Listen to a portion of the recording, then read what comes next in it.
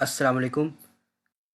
کی کفایت شعری پروگرام کے فوائد اور نقصانات کے بارے میں نئی ویڈیو کے ساتھ ڈاکٹر عتیق الرحمان آپ کی خدمت ہوں۔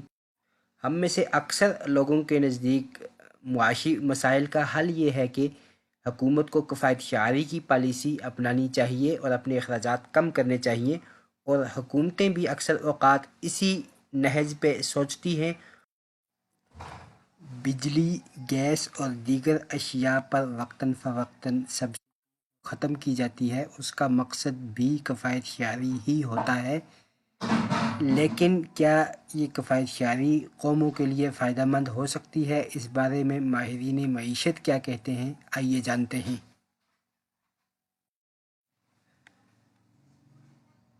جان مینارڈ کینز 20ویں صدی کا سب سے بڑا ماہر معیشت تھا، جسے معیشت کا آئنسٹائن کہا جائے تو شاید یہ بے جا نہیں ہوگا۔ جان مینارڈ کینز میکرو اکنامکس کا بانی تصور کیا جاتا ہے۔ اس سے جب یہ پوچھا گیا کہ معاشی بحران سے باہر کیسے نکلا جائے تو اس نے کہا کہ لوگوں کو پیسے دیں کہ وہ گڑھے کھودیں، اور پھر دوبارہ پیسے دیں کہ وہ گڑھے کو واپس بھر دیں۔ اس کا یہ معاشی پلان بظاہر بڑا عجیب محسوس ہوتا ہے۔ ایک ایسے وقت میں جب معیشت بحران کا شکار ہو تو اس کا مطلب یہ ہے کہ حکومت کا ریونیو بھی کم ہو چکا ہے، حکومت کی آمدن کم ہو چکی ہے۔ ایسے میں حکومت اضافی اخراجات کے لیے پیسے کہاں سے لائے؟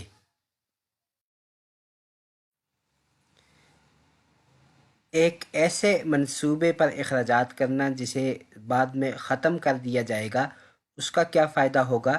اور معیشت کو ریکوری میں اس سے کیسے ہیلپ ملے گی؟ اور وہ لوگ جو معاشی بحران کی وجہ سے ابتر صورتحال سے درکار ہیں، جنہیں کھانے کے لیے اشیاء میسر نہیں ہیں،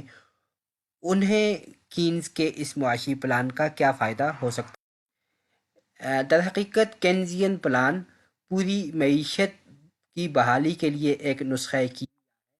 جب حکومت اپنے اخراجات بڑھائے گی تو وہ ترقیاتی اخراجات میں پیسے خرچ کرے گی یا کسی دوسری مد میں خرچ کرے گی، اور یہ پیسے اگر کسی ترقیاتی اخراجات پر لگائے جاتے ہیں تو مزدور کی آمدن کا حصہ بنیں گے، اور مزدور اپنی آمدن سے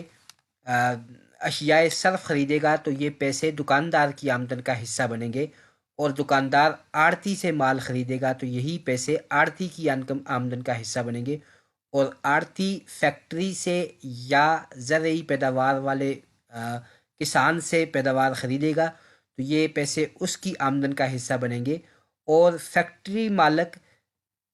اپنے مزدوروں کو پیسے ادا کرے گا تو یہ پیسے دوبارہ سے مزدوروں کی آمدن کا حصہ بنیں گے، جو پھر سے اسے اپنے اخراجات پر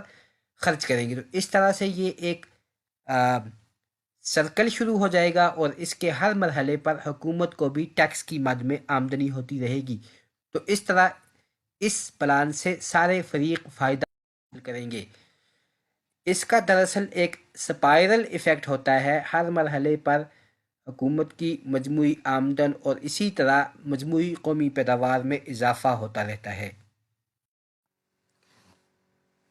کرونا بحران دراصل میڈیکل ایمرجنسی کے ساتھ ساتھ ایک معاشی بحران بھی تھا، جس میں بہت سارے ممالک کے جی ڈی پی میں بہت زیادہ نقصان ہوا۔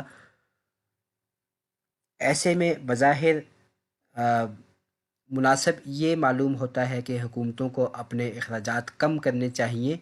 چونکہ حکومت کی آمدن بھی جی ڈی پی کے ساتھ کم ہوتی ہے، لیکن اس کے برعکس ہر ترقی یافتہ ملک نے اپنی معیشت پر کرونا کے دوران بہت زیادہ اخراجات کیے۔ مثلاً اٹلی نے اپنے جی ڈی پی کا 49% خرچ کیا، جبکہ جرمنی نے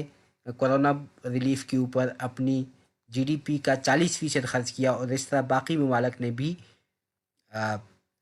اپنے اخراجات بڑھا دیے تاکہ کرونا سے نمٹا جا سکے، جبکہ اس کے برعکس پاکستان نے اس وقت اپنے جی ڈی پی کا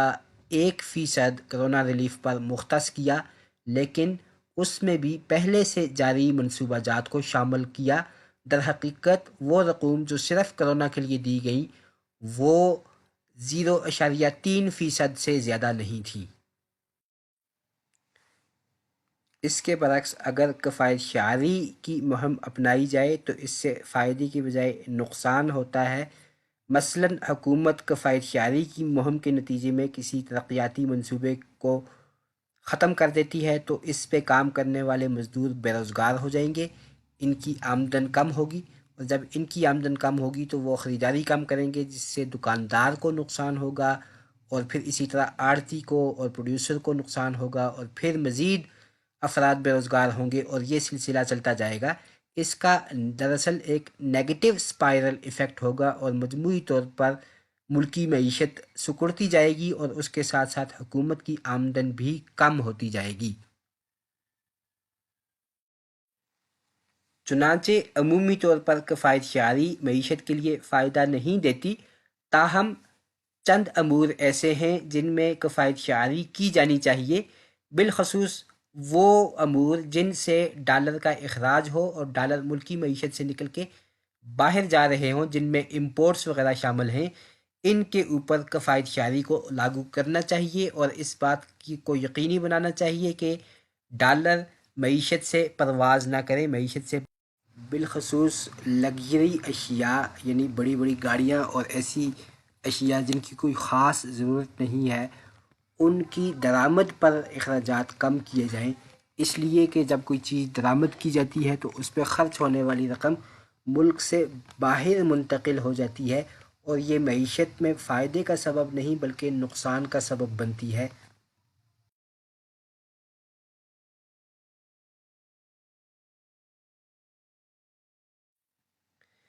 لیکن جو ضروریات زندگی ہیں، جو ہر بندے کی ضرورت ہیں، ان کے اوپر اگر کفایت شعاری کو اپلائی کیا جائے، اگر وہاں پہ کفایت شعاری مہم اپنائی جائے تو اس سے معیشت کو فائدہ نہیں ہوتا بلکہ نقصان ہوتا ہے۔ دراصل حکومتی اخراجات میں جہاں کفایت شعاری کی گنجائش اور ضرورت ہے وہ سودی ادائیگیاں ہیں، اور یہ سودی ادائیگیاں حکومت کے اپنے کنٹرول میں ہوتی ہے۔ سودی ادائیگی دراصل پالیسی ریٹ کے ساتھ یعنی سرکاری شرح سود کے ساتھ اٹیچ ہوتی ہے۔ جتنا سرکاری شرح سود بڑھائی جائے گی اتنا ہی سود کی ادائیگیاں بڑھ جائیں گی، اور جتنا اسے کم کیا جائے گا اتنی ہی سود کی ادائیگی میں کمی ہوگی۔ تو حالیہ وفاقی بجٹ میں سود کی ادائیگی کے لیے 3,950 ارب روپے رکھے گئے ہیں، جو کل اخراجات کا 42% ہیں، جبکہ اس کے برعکس دفاعی اخراجات کے لیے 16%، ترقیاتی اخراجات کے لیے 8%، جبکہ دیگر تمام قسم کے اخراجات کے لیے 34% ہیں۔ اگر ہم ان دیگر اخراجات کی تفصیل میں جائیں تو ان میں پینشن کے لیے 530 ارب، سبسڈی کے لیے 699 ارب، صوبوں کے لیے 1242 ارب، ہنگامی اخراجات کے لیے 100 ارب، اور سول حکومت کے لیے 550 ارب شامل ہیں۔ سول حکومت میں تمام وفاقی محکمے، وزارتیں، وفاقی ادارے، قومی اسمبلی، سینیٹ، ایوان صدر، ایوان وزیر اعظم اور کابینہ کے اخراجات شامل ہیں۔ یہ تمام اخراجات ملا کے 550 ارب روپے خرچ کیے جاتے ہیں، جبکہ صرف سود کی ادائیگی پر سالانہ اخراجات 3950 ارب، 3950 ارب کے ہیں۔ تو اگر کہیں پہ بچت کی گنجائش موجود ہے تو یہ سودی ادائیگیاں ہیں جنہیں کم کیا جانا چاہیے۔ زیادہ شرح سود کے اور بھی متعدد نقصانات ہیں۔ اس کا سب سے پہلا نقصان یہ ہے کہ جب شرح سود بڑھائی جاتی ہے تو حکومت کے اپنے قرضوں پر قابل ادائیگی سود کی رقم بڑھ جاتی ہے، اور اس کو ادا کرنے کے لیے حکومت ٹیکسز میں اضافہ کرتی ہے اور سبسڈی میں کمی کرتی ہے، جس سے مہنگائی میں اضافہ ہوتا ہے اور عوام کی مشکلات میں اضافہ ہوتا ہے۔ جبکہ اس کا دوسرا نقصان یہ ہے کہ کاروبار کرنے کی لاگت بڑھ جاتی ہے، لوگ بینک سے پیسے لے کر کاروبار کرنے کے قابل نہیں رہتے، اور جب کاروبار میں کمی ہوگی تو اس سے بے روزگاری میں اضافہ ہو جائے گا، اور اس کے ساتھ ساتھ اس سے معاشی عدم مساوات میں اضافہ ہوتا ہے۔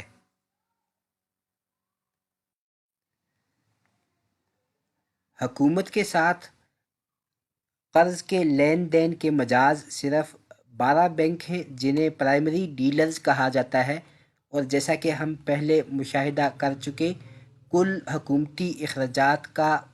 42% صرف سود کی ادائیگی پر خرچ ہوتا ہے، چنانچہ یہ سبھی اخراجات صرف 12 بینکوں کے پاس جاتے ہیں،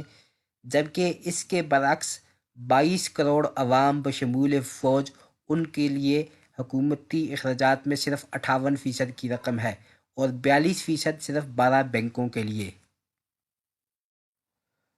مختصراً یہ کہ کفایت شعاری کی ہمیں ضرورت ہے، لیکن درآمدات اور سود کی مد میں، جبکہ روزگار اور ضروریات زندگی کے لیے کفایت شعاری کے بجائے اخراجات کی پالیسی اپنانے کی ضرورت ہے تاکہ معیشت کو بحال کیا جا سکے۔